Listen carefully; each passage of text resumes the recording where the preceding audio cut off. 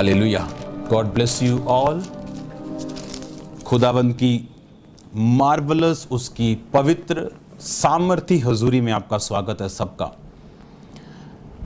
खुदाबंद का थैंक्स करो कि आप हफ्ते में हर एक दिन छोड़ के आप उस टीचिंग को ले रहे हैं जो एक टीचिंग आपकी लाइफ चेंज कर सकती। आप उसे कितने गुना ले रहे हैं।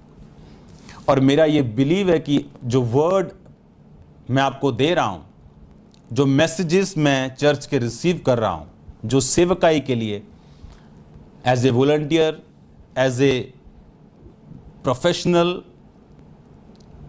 इसका मतलब चाहे उन लोगों की हमें ज़रूरत ना हो अभी, लेकिन ये तसल्ली है कि खुदावंद का वचन आपकी लाइफ में काम कर रहे हैं। क्योंकि याद रखो, उसने कहा जो मेरी सेवा करेगा मेरा पिता उसका आदर करेगा। और वो कहां से आदर शो होगा? वो आपको ऊपर स्टेज पे बुला के कोई मोमेंटो तो देगा नहीं। वो आदर आपके परिवार से, आपके लोगों से, आपके जीवन में वो देगा आपको। उसे टाइम लग सकता है। एक गहरा और बड़ा आदर आने से पहले निरादर की एंट्री हो सकती है, लेकिन जो वचन है एंड में वही पूरा होगा। जो लिखा गया, परमेश्वर का वचन लिखा, जो सिद्ध किया हुआ, जो इधर उधर नहीं हो सकता, जो बदल नहीं सकता, एंड में वही पूरा होगा। अगर हम इस वचन को अंगीकार के साथ थामे रहेंगे। आज जो बात मैं आपसे कर रहा हूं, सर्व द लॉर्ड। दो तरह के लोग हैं हमारे बीच में। एक विश्वासी, एक ऐसे विश्वासी जो आज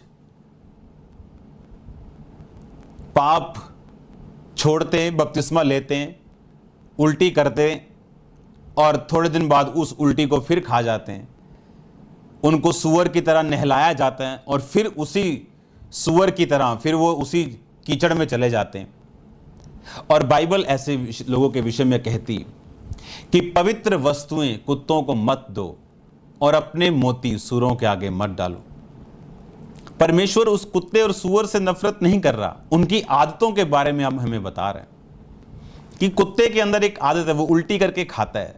उसने कहा पवित्र वस्तुएं, क्योंकि जो सेवा है वो पवित्र वस्तु है। ऐसी सेवा है जिसे लोग करते हैं और परमेश्वर उसे जानता नहीं, क्योंकि उनका आत्मा, उनकी स्टैंडिंग लॉर्ड के साथ, खुदा के साथ सही नहीं।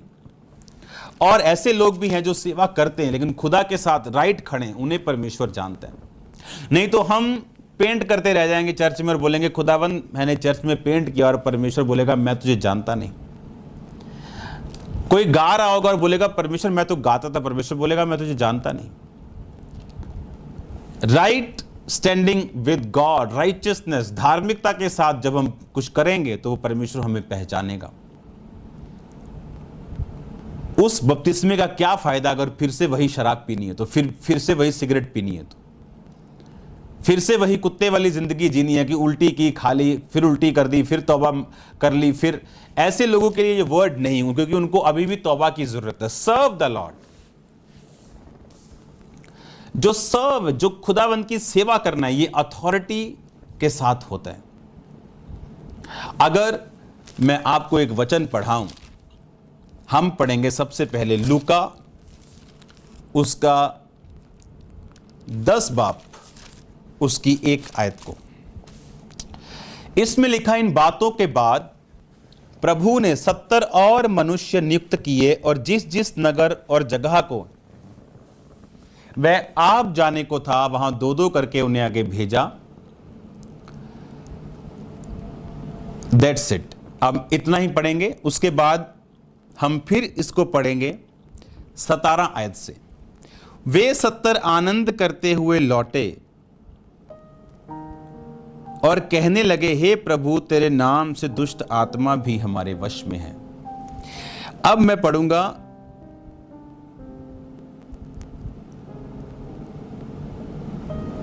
8 आयत को और 9 आयत को। 9 आयत को मैं पढ़ूंगा। वहां के बीमारों को चंगा करो और उनसे कहो परमेश्वर का राज्य निकट आ पहुंचा है। हालेलुया। 70 और प्रभु ने मनुष्य नियुक्त किए। सेवा कैसे करनी? लोग बोलते क्या करें सेवा के लिए? याद रखो, अगर आप इस पोजीशन में हैं कि पाप कर लिया, पाप छोड़ दिया, तौबा कर ली, अभी आप उस पोजीशन पे नहीं है जहां आप सेवा कर सकेंगे। अभी आप अपनी विश्वासी की जिंदगी को मेंटेन नहीं कर पा रहे। सेवकाई, abundance of anointing, abundance of love। अगर मेरे पास 1 गिलास पानी है, आधा गिलास पानी है, तो मैं आपको क्या पिलाऊंगा? पर अगर मेरे पास बॉटल्स पड़ी हों तो मैं आपको पिला सकता हूं।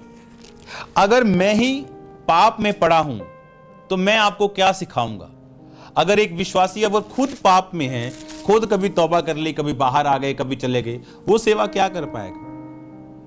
ये व्यक्ति जो मैं आपको पढ़ाने जा रहा हूं, जब पतरस और यूहन्ना ने लंगड़ा चलाया, बाइबल कहती, मैं जानता हूं कई बार जो वचन मैं आपको दे रहा हूं वो पास्टर्स के लिए, ओवरसीयर्स के लिए होता है। और मुझे मैसेजेस आते हैं बहुत सारे पास्टर्स जो अपनी मिनिस्ट्री में जनरल ओवरसीयर्स, ये मैसेज एक अपोस्टलिक मैसेज है। अब जब पतरस और यूहन्ना ने लंगड़ा चलाया और लोग कहने लगे कि ये अनपढ़ और साधारण मनुष्य, इनके हाथों से इतना बड़ा चिन्ह कैसे दिखाया जा सकता है, तो बाइबल कहती कुछ लोगों ने कहा नहीं, ये यीशु मसीह के साथ रहें। सर्व द लॉर्ड, वही सेवा कर सकता है खुदावंद की जिन्होंने लंबा समय परमेश्वर के साथ वफादारी में बिताया हो। नहीं तो वो सेवा इफेक्टिव नहीं और खुदा की निगाह में नहीं आएगी।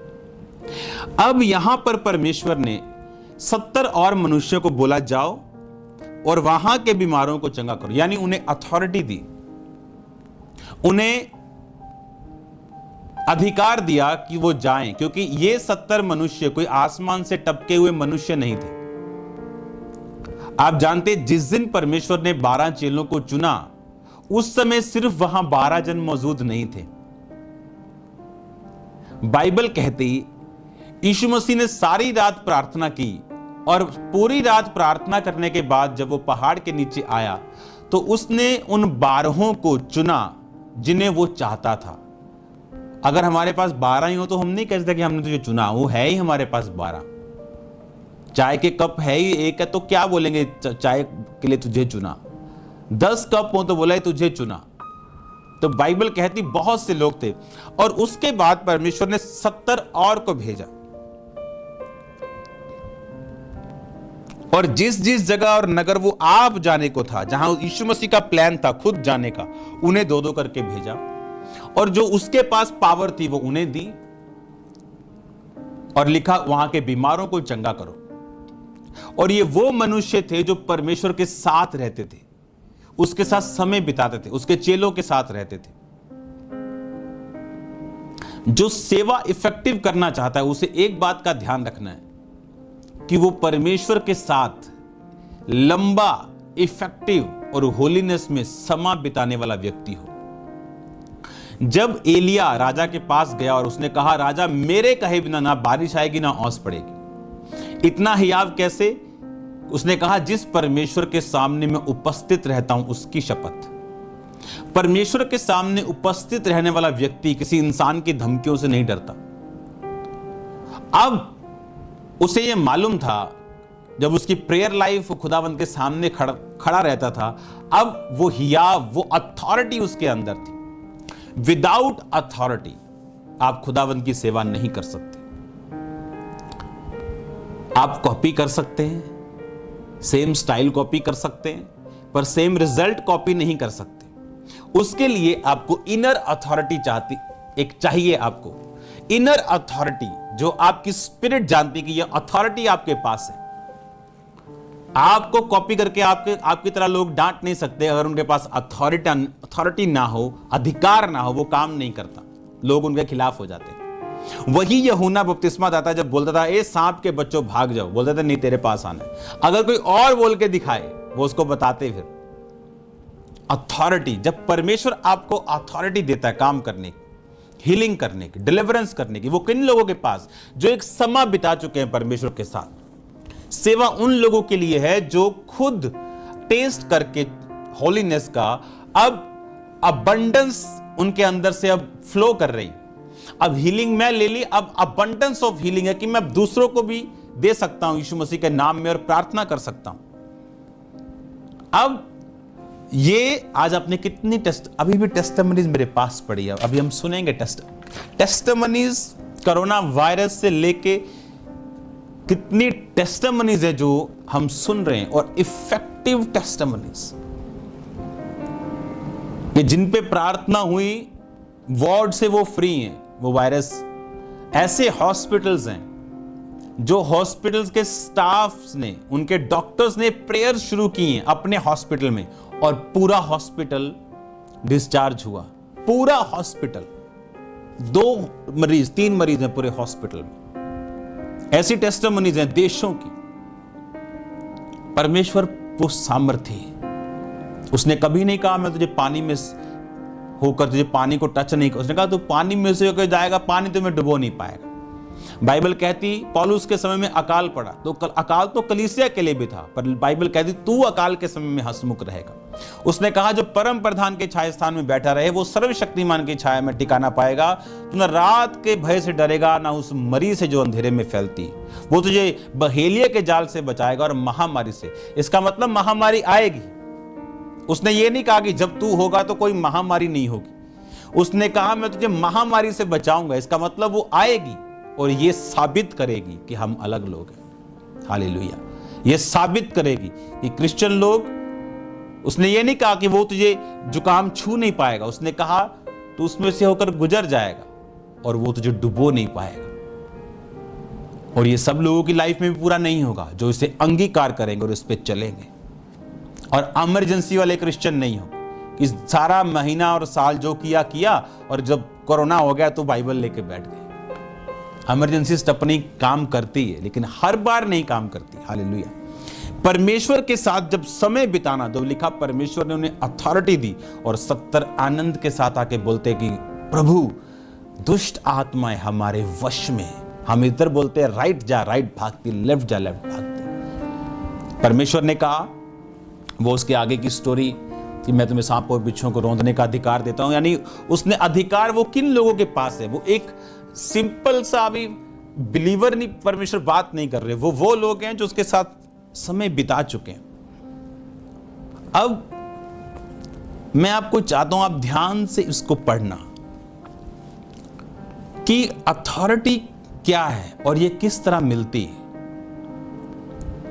अधिकार, आत्मिक जो अथॉरिटीज हैं, अधिकार के साथ दुष्ट आत्मा को डांटना, एक बांझपन को डांटना, बीमारी को डांटना। अब मैं चाहता हूं आप लूका 15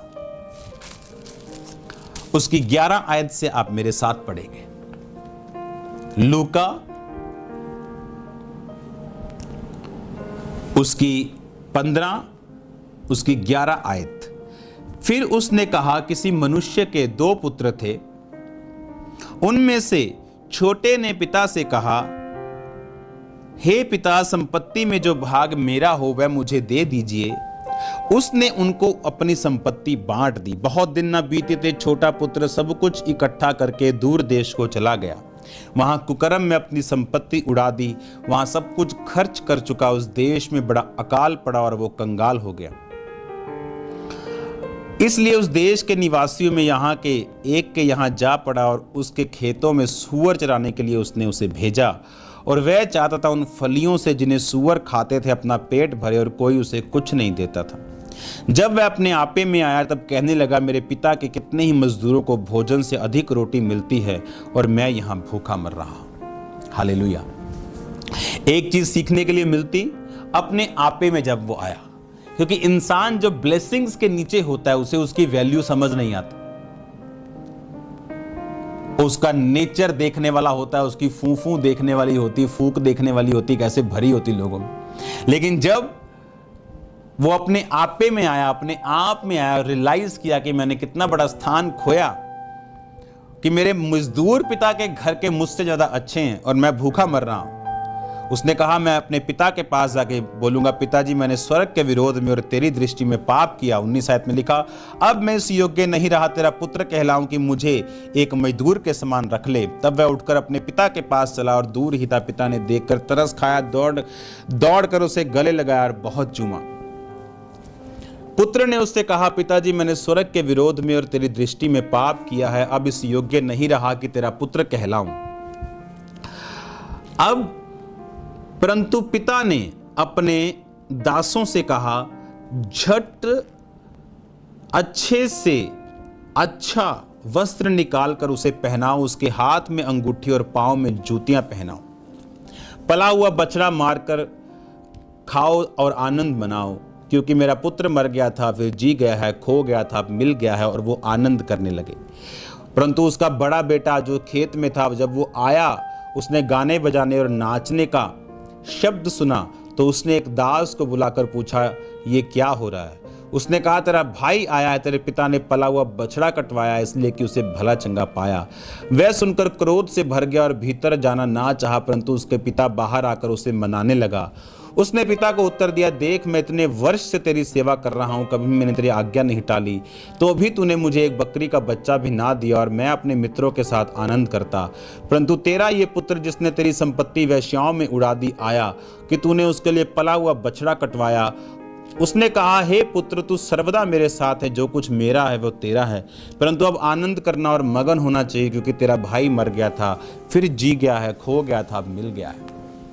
इस स्टोरी को जब पढ़ते हैं बहुत से लोग मिसअंडरस्टैंड कर जाते हैं। उनको लगता है जो बेटा पाप में था, जब वो वापस आया वो ज्यादा ब्लेस हो गया। लेकिन अगर आप ध्यान से इसे पढ़ें तो 22 आयत में लिखा, पिता ने अपने दासों से कहा, सिर्फ मैं पढ़ूंगा, झट अच्छे से अच्छा वस्त्र पहनाकर उसे निकाल कर लेके आओ। अब उसके पास ये अथॉरिटी नहीं थी कि वो घर जाके खुद अलमारी से अपने वस्त्र को निकाले। उसे अंगूठी दी, आदर दिया, पांव में जूतियां पहनाई, उसकी शर्म को खत्म किया। एक पापी जब परमेश्वर की ओर मुड़ता फिर से, उसको अधिकार तो नहीं मिलते, पर परमेश्वर पापों की माफी देता है। अब जब बड़ा बेटा आके बोलता है, गुस्सा करता है, तो वो बोलता है कि हे पुत्र तू सर्वदा मेरे साथ है, जो कुछ मेरा है वो तेरा है। उसने ये नहीं कहा जो कुछ मेरा है वो तेरा और तेरे भाई का, क्योंकि उसका भाई प्रॉपर्टी में से भाग ले चुका था। अब पिता को इतनी ही प्रसन्नता थी कि उसका भाई आ गया, अब वो जी गया, मर गया था, मिल गया, बस इसके आगे अब उसको कोई भी अथॉरिटी नहीं थी। अगर आप बाइबल को ध्यान से पढ़ो, उसने कहा जो कुछ मेरा है वो तेरा है, क्योंकि जो कुछ मेरा है वो सब तेरा है। तू अगर अपने मित्रों के साथ आनंद करना चाहता है, बकरी के को खा के तू कर आनंद, क्योंकि सब जो कुछ मेरा है वो तेरा है। पर उस बेटे के लिए वो इतना ही आनंदित था कि अब वो वापिस आया, जब वो अपने आपे में आया। अब हमने ये फैसला करना है कि पाप कर लिया, उल्टी करके खा ली, फिर पाप छोड़ दिया, फिर सिगरेट छोड़ के फिर सिगरेट पी ली, अपने शरीर का बहाना करके, कुछ भी ड्रामा करके, तो परमेश्वर इससे खुश नहीं, वो इससे आनंदित नहीं। परमेश्वर ऐसे लोगों को अथॉरिटी नहीं देता, अधिकार, बिना अधिकार, आत्मिक अधिकारों के सेवा करना पॉसिबल नहीं। उसने कहा तुम वस्त्र निकाल के लेके आओ। बड़ा पुत्र बोला मैं नाराज हूं। उसने कहा जो कुछ मेरा अब वो तेरा। उसने ये नहीं कहा तेरा और तेरे भाई का है। अब अगर आप ध्यान से, जब हम भजन संहिता 91 पढ़ते, उसकी एक आयत, जो परम प्रधान के छाए हुए स्थान में बैठा रहे वो सर्वशक्तिमान की छाया में ठिकाना पाएगा। और हम पढ़ते हैं 13 आयत, तू सिंह और नाग को कुचलेगा, तू जवान सिंह और अजगर को लताड़ेगा। इसमें परमेश्वर ने कंडीशन दी कि जो सर्वशक्तिमान की छाया में है ना, जो सर्वशक्तिमान के छाए हुए स्थान में बैठा रहेगा, यानी यशब, बैठा रहने का मतलब यशब, मतलब एक स्थान को पकड़े रहना। आज जिस तरह की सेवा लोग करते हैं, अच्छा वो सेवा, अच्छा बॉम्बे से आ जाओ, हाँ इंग्लैंड से आ जाओ सेवा करने के लिए, और 1 साल बड़ी अच्छी सेवा करेंगे, उसके बाद अच्छा उसके बेटा हो गया, मेरे तो हुआ नहीं अभी, अच्छा उसको पति मिल गया, अच्छा मैं तो हले कुंवारी हाँ, अच्छा ओदे मुंडा हो गया, अच्छा मेरे तो होया नहीं, अच्छा वो वीजा लग गया, छोटो सेवा से भी वीजा लाके बाहर चली। ऐसे लोग हैं इस सेवा के लिए। ये सेवा नहीं है। सेवा प्राइस मांगती। ये झट घबराने वाले लोग जो ये सेवा नहीं कर सकते, जिनको अपनी शादी की चिंता है हर टाइम। हाय मैं बुढ़ी होगी, हाय मेरे इतने चुर्री पैगी, हाय ये हाय हाय हाय हाय कर रहे हैं लोग। ऐसे लोग सेवा नहीं कर सकते। सेवा प्राइस मांगती, मूल्य मांगती। आप जो लोग किसी स्थान पर पहुंचे, आपने उनका सिर्फ ग्लोरी देखी, आपने उनकी महिमा देखी, आपने उनकी ब्लेसिंग्स देखी, आपने उनकी स्टोरी कभी नहीं देखी वो निकले कहां से, किन पेन से, किन चीजों से, किन दुखों से, किन रिजेक्शन से वो निकले, किस फाइट से निकले और परमेश्वर ने उन्हें खड़ा किया। आज 6 महीने के बाद लोग हाय तौबा मचा देते। अच्छा, हाय मेरा हस्बैंड, हाय मेरा बच्चा, हाय मेरी वाइफ, हाय हाय हाय मेरा पैसा, हाय फॉरेन, हाय कनाडा, हाय अमेरिका। ये लोग सेवा के लिए नहीं बने। सेवा एक बहुत छोटा वर्ड और बड़ा लंबा, बड़ा धीरज, बड़ा पेशेंस, बड़ा कमाल का शब्द है ये। और ये प्राइस मांगता है, मूल्य मांगता है। अगर आप किसी भी तरह की सेवा में जुड़ना चाहते हैं, बिना मूल्य परमेश्वर आपको कभी यूज नहीं करेगा। क्या मूल्य अगर कोई सेवा में आए तो, क्योंकि हर टाइम उसे मैरिज की पड़ी, हर टाइम हस्बैंड, हर टाइम वाइफ, हर टाइम हाय मर गया, हाय मर गया, हाय मर गया। ऐसे लोग सेवा नहीं कर सकते। सेवा के लिए अपने आप का इनकार करना तो आप अथॉरिटी पाते हैं। ये वो लोग थे सब कुछ छोड़ के यीशु मसीह के पीछे हो लिए थे। और बाइबल कहती अभी भी इनका चुनाव नहीं है, पहले 12 चुने गए, फिर ये चुने। टाइम बाय टाइम परमेश्वर ने अथॉरिटी दी और परमेश्वर ने उन्हें यूज किया। मैं ये चाहता हूं हम एक आयत पढ़ेंगे, रोमियो की पुस्तक, उसका 1 बाब, उसकी 1 आयत। पौलुस की ओर से, जो यीशु मसीह का दास है और प्रेरित होने के लिए बुलाया गया और परमेश्वर के उस सुसमाचार के लिए अलग किया गया है। अब मैं ये चाहता हूं कि आप मेरी ओर देखें। अलग किए गए का मतलब है अफोरिजो। ये वर्ड जिसका मतलब है पौलुस की ओर से, जो यीशु मसीह का दास है, प्रेरित होने के लिए बुलाया गया और परमेश्वर के उस सुसमाचार के लिए अलग किया गया।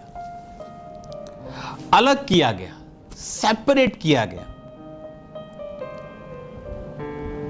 आज लोग अलगताई में बिल्कुल जीना नहीं चाहते, सेवा में भी रहना चाहते हैं, टिकटॉक पे गाने भी बनाना चाहते हैं, हर काम दुनियावी करना चाहते हैं। पौलुस ने कहा इस दुनिया की वस्तुओं को मैं कूड़ा समझता हूं।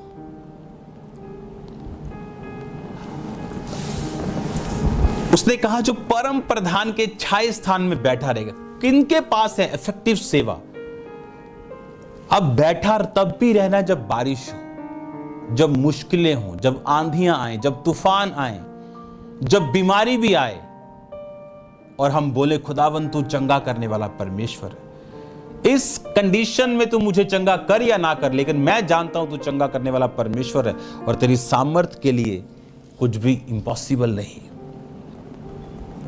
सेवा, अगर आप इस दुनिया में आप इफेक्ट डालना चाहते हैं, प्राइस पे करना पड़ेगा, आपको उसका मूल्य अदा करना पड़ेगा। हमें सेवा करनी, और खुदावंद कहता मैं तेरा आदर करूंगा। वो आपको उन जगहों में लेके जाएगा, वो चीजें, वो ब्लेसिंग्स, वो परिवार, वो चीजें, वो पार्टनर्स आपको देगा जो आपने सोचे भी नहीं। वो ब्लेसिंग्स आपकी लाइफ में होंगी जो आपने सोची भी नहीं। जो आपके ड्रीम्स की ब्लेसिंग्स है, ड्रीम लाइफ है, खुदावंद धरती, इसी धरती पे वो आपको दे देगा। ये पॉसिबल है। हालेलुया। लेकिन आपके अंदर बोझ होना चाहिए लोगों के लिए, समाज के लिए। आपके अंदर बोझ होना चाहिए अपने लोगों के लिए, और अथॉरिटी होनी चाहिए जो खुदावंद के साथ रहने से आती है, हर कंडीशन में साथ रहने से आती। ऐसे लोग हैं, आज अगर वीजा मिल जाए सेवा छोड़ देंगे, फुल फैमिली फॉरेन सेट हो जाएंगे, जबकि उनका अपना देश बीमारियों से और दुखों से और अज्ञानता से लड़ रहे हैं, और वो उस देश में सेटल हो जाएंगे जहां सब कुछ पहले से अच्छा है। हालेलुया। हमें ये देखना है कि खुदावन क्या चाहता है हमारी लाइफ से, और क्या सेवा में हम परमेश्वर के साथ हैं। कर सेवा ते खा मेवा। वो ऐश करने वाला मेवा नहीं, वो एक आत्मिक संतुष्टि कि उन लाखों अरबों रुपए का कम अगर संसार में रह के कमा ले तो क्या फायदा अगर वो मन की शांति ना दे के गया तो। और एंड में लोग सुसाइड कर रहे हैं, पैसा होने के बावजूद, फेम होने के बावजूद, काम होने के बावजूद। इसका मतलब ये दुनिया फेक है और जीसस क्राइस्ट ही हैं जो रियल है, और उसकी सेवा रियल है। हालेलुया। मन की संतुष्टि और खुदावंत के राइट प्लेस पे वो सेवा अगर आपको ठीक ठीक ब्लेस भी करे तो वो उससे 10 लाख गुना बेटर है जो बिना सेवा के आपके पास आए। हालेलुया। क्योंकि एंड में आप अगर आप देखेंगे, हिसाब होगा जब 25 साल 30 साल, आप वैसे ही ब्लेस होंगे जैसे वो लोग ब्लेस है जो पैसा कमाने के लिए गए थे। जिनकी कॉलिंग है, मैं उनसे बात कर रहा हूं। फॉरेन जाना बुरी बात नहीं। अथॉरिटी, खुदावंत के साथ बैठना, जो सर्वशक्तिमान, जो परमेश्वर प्रधान के छाए स्थान में, यशब उसका जो दिया स्थान है, एक वॉलंटियर, एक पास्टर, एक प्रेरित के रूप में, एक विश्वासी के रूप में, उसको पकड़े रहना। ये नहीं अभी मीटिंग है तो उसके छाए स्थान में बैठे हैं, उसके बाद सिगरेट पी रहे हैं, उसके बाद शराब पी रहे हैं, उसके बाद फिर छाए स्थान में। आप राइट पोजीशन पे नहीं है सेवा की। हालेलुया। आपको शरीर पर काबू करना है, छाए स्थान में बैठे रहना है, मन मार के भी, और वो प्रोड्यूस करेगा ऑयल को, तेल को, अथॉरिटी को आपकी लाइफ के अंदर से। पौलुस ने कहा, पौलुस की ओर से जो यीशु मसीह का दास और प्रेरित होने के लिए बुलाया गया और परमेश्वर के उस सुसमाचार के लिए अलग किया गया। अलग करने का मतलब यूनानी भाषा में अपनी स्क्रीन के ऊपर फुल स्क्रीन पे देखेंगे एक बार। अफोरिजो, to set off by boundaries, that is limit, exclude, appoint, divide, separate. इसका मतलब उसने कहा मैं सुसमाचार के लिए अलग किया गया हूं, मेरी कहता बाउंड्रीज ठहरा दी गई। जो सेवा करना चाहता है वो बाउंड्रीज के अंदर जीता है। इसका मतलब ये नहीं आप खुदावंद आपको कमरे में ढक देगा या आपको गधे की तरह बना देगा कि आप किसी से बात भी ना करो। बोले नहीं जी मैं तो पापियों से बात भी नहीं करता, फिर कहता बचाएगा कौन उनको। बट कहता सेट ऑफ, उनके लिए एक अलग सेटअप है कि मैंने आपको एक ग्राउंड में छोड़ दिया, बड़ी ग्राउंड है, आप जहां मर्जी घूम सकते हो, पर मैंने कहा ग्राउंड के बाहर मत आना। बाउंड्रीज, हर जगह आप नहीं जा सकते। बाइबल कहती विश्वासी जो पुराने नियम में एक मौत होने पर जा सकते थे, याजक कोई बड़ी मौत, उसके माता या पिता फिर जा सकते थे, महायाजक किसी भी शव के पास नहीं जा सकते थे। यह उनका प्राइस था। आज जब लोग सेवा में आते, क्या प्राइस दिया आपने खुदावंत को? क्या प्राइस दिया? किसी की शादी देके आपको लग रहा है कि हाय काश मैं ऐसा कुंवारा क्यों, पर आप भूल गए God's time is the best time. प्रभु ने हर एक व्यक्ति की लाइफ को अलग तरह से डिजाइन किया। हालेलुया। किसी का मुंह लाल है खुराक के साथ, और किसी ने कर लिया चपेड़े मार मार के कि उदा ते लाल है तो मैं किवें लाल करा, हुण खुराक है नहीं, हुण चपेड़ा मार के अपना लाल कर रहे। हाँ तो थप्पड़ मार के अपना मुंह लाल मत करो, गॉड को करने दो अपना मुंह लाल, वो आपको ब्लेस करे, टाइम दो उसको। हालेलुया। किसी की ब्लेसिंग्स देख के खुदावंद से ध्यान मत हटाओ, क्योंकि हर एक व्यक्ति अलग है। हर एक व्यक्ति, उसकी कॉलिंग, उसकी बुलाहट, परमेश्वर का उसके काम करने का तरीका और समय और निर्धारित समय अलग है। और जो लोग आत्मा में जीते हैं उन्हें मालूम है कि खुदावंद प्राइस मांगेगा, उनसे मूल्य मांगेगा जो उन्होंने देना और खुदावंद की सेवा करनी। हालेलुया। उसने कहा मैं अलग किया गया हूं, to set off by boundaries. उसकी बाउंड्रीज थी, उनके पार वो नहीं जा सकता। हालेलुया। अब आपकी बाउंड्रीज हैं, आप मैरिज कर सकते हैं, हां कर सकते हैं। और मैरिज के दौरान मैंने ऐसे लोगों को देखा है, हर वो रीति अपनाएंगे जो क्रिश्चियन नहीं है। जमीन पे बना के हर वो चीज करेंगे। इसका मतलब आप बाउंड्रीज के बाहर जाना चाहते हैं, आप अलग नहीं किए गए अभी भी। और बाइबल कहती जो बाड़ा तोड़ेगा सर्प उसे डसेगा। हर चीज में बाउंड्रीज। जरूरी नहीं आपके मैरिजेस में पंजाबी सॉन्ग्स नहीं बजेंगे तो मैरिज नहीं होगी। मोस्ट ब्लेस्ड टाइम जब आपको सब लोगों ने ब्लेस करना है, आपने शैतानी माहौल बना दिया और सारी उम्र फिर वाइफ से लड़ते रहे, घर को नरक बना दिया। जिस टाइम खुदावंद को ऊंचा करना था उस टाइम शैतान को ऊंचा कर दिया। बाद में चर्च चले गए, उसका क्या फायदा? बाद में गले में क्रॉस डाल दिया, बोले हम क्रिश्चियन हैं। जब प्रूफ करने का टाइम था तब तो किया नहीं। अब क्या क्रिश्चियन और नॉन क्रिश्चियन? मतलब बाप की बेइज्जती कर दी पूरी दुनिया में और घर आके पैरी हाथ। हालेलुया। तो बाप की बाहर इज्जत तो की नहीं और कमरे में आके हालेलुया हालेलुया बोल रहे हैं। जो समझदार लोग होते हैं वो बाहर कभी नहीं लड़ते, बाहर और घर में आके अपनी बातें डिस्कस करते हैं। हालेलुया। और जो मूर्ख लोग होते हैं घर में पैरी पैरना जी और बाहर जाके उनको पता नहीं बोलना क्या है। हालेलुया। आपको फेथफुल होना है खुदावंद के साथ, क्योंकि अगर आप फेथफुल नहीं, अगर आप उसके साथ खड़े नहीं तो सिंह और नाग को कुचलेगा जो छाए स्थान में बैठा रहेगा। बैठा रहेगा, भागेगा, आएगा नहीं, जाएगा नहीं, बैठा रहेगा। तो सिंह और नाग को यानी शैतान को कुचलेगा। तेरे पास अथॉरिटी होगी, तू अधिकारों के साथ भरा हुआ होगा। भूल जाओ लाइफ आपके कंट्रोल में रहे, थिंग्स, चीजें, परिवार आपके कंट्रोल में रहे, अगर आपके हाथ, आपकी आंखें, आपका शरीर आपके कंट्रोल में नहीं तो।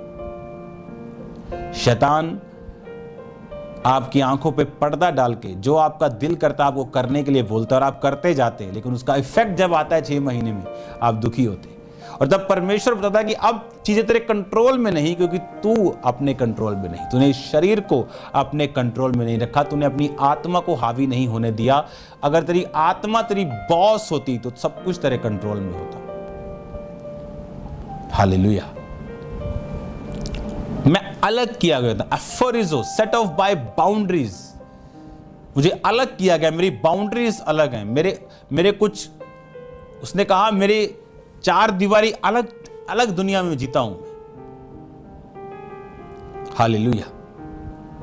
मेरा बिलीव है कि आप खुदावंद के लिए अलग होंगे।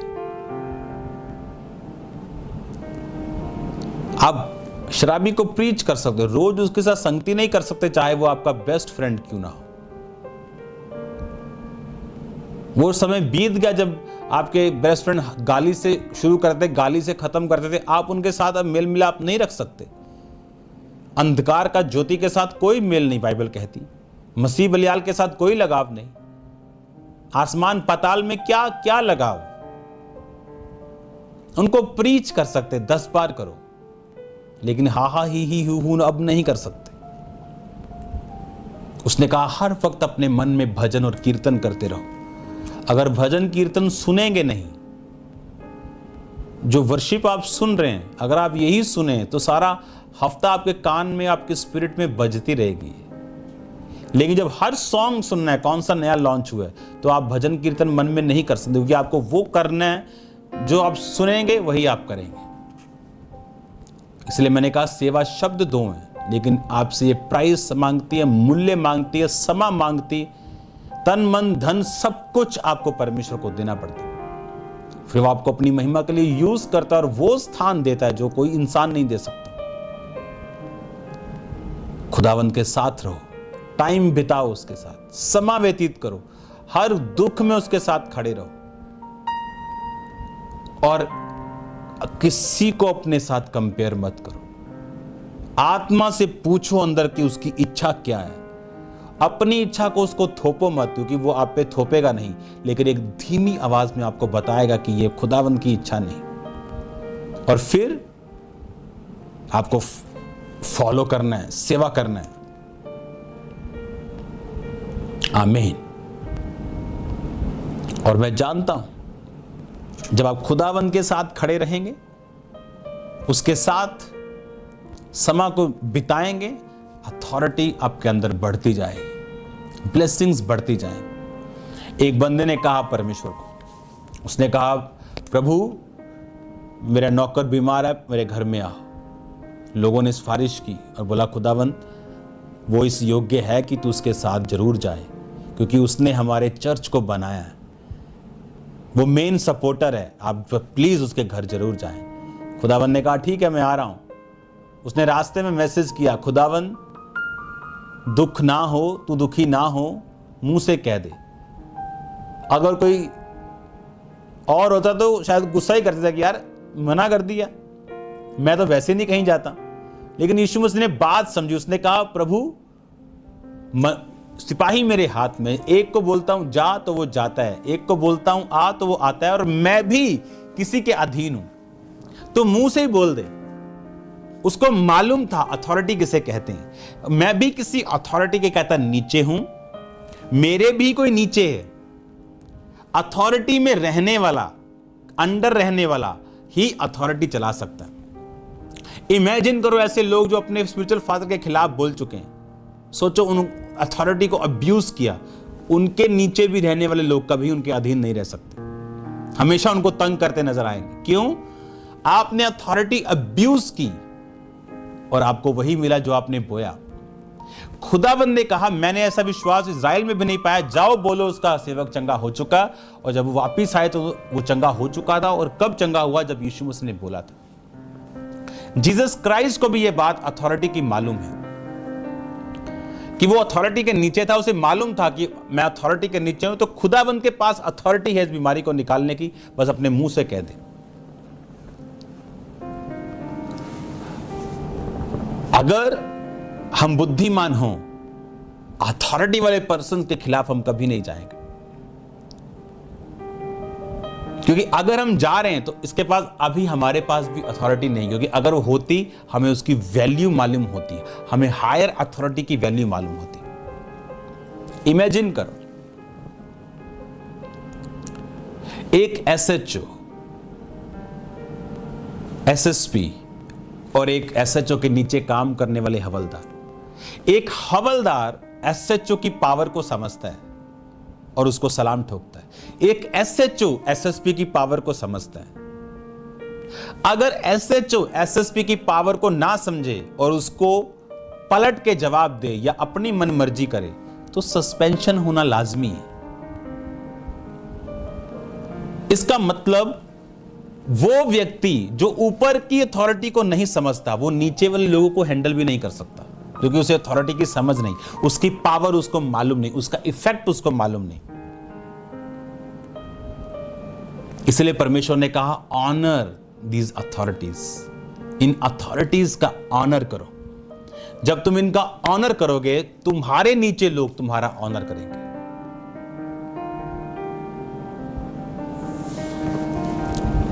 हालेलुया।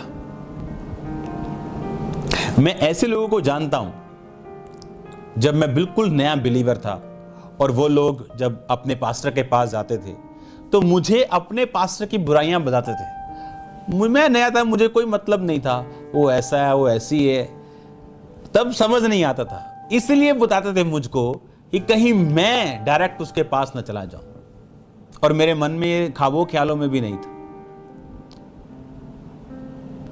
और जब लाइफ का रिजल्ट आया तो उसके भी नीचे कोई नहीं रहा। आज लोग जब शारीरिक रीति के साथ चलते हैं, उन्हें आत्मिक अथॉरिटीज कभी नहीं मिलती और खुद वो रिजल्ट उनकी लाइफ में कभी नहीं आता।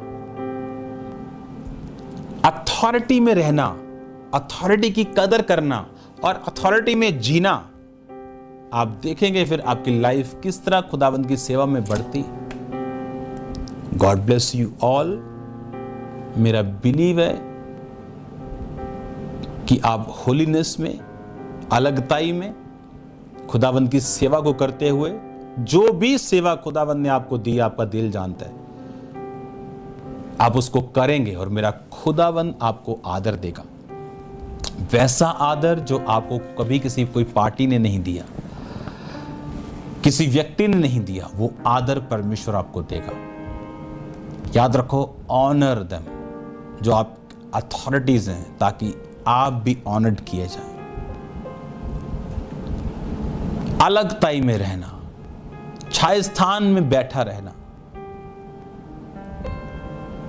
खुदाबंद के साथ समय को बिताना,